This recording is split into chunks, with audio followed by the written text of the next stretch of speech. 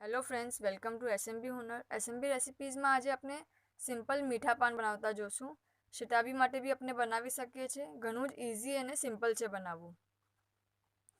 એના માટે આપણને જોશે પાન, કાઠો, વરિયાળી, ખમણ મીન્સ કે સૂકું નારિયેળ, ધાનાદાળ, ગુલકંદ અને લવંગ.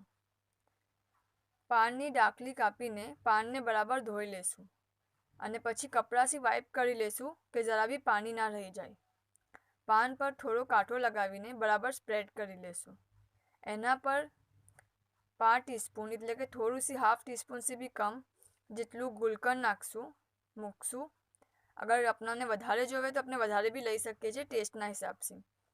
પછી એના પર ખમણ છિડકશું, ધાનાદાળ નાખશું, થોડી 1 ચપટી વરિયાળી છિડકી દઈશું એના ઉપર જ, અને એને ટ્રાયંગલ શેપમાં ફોલ્ડ કરીને એને લવંગથી બંધ કરી દઈશું. આપનું પાન રેડી છે. અગર આપણા ઘરમાં ગુલકંદ પડવું હોય અને એ ના ખવાતું હોય તો આપણે પાન પર ગુલકંદ લગાવીને ખાઈ શકીએ છીએ, તો બી ફાઇન લાગે છે. ફક્ત પાન અને ગુલકંદ. શુક્રન.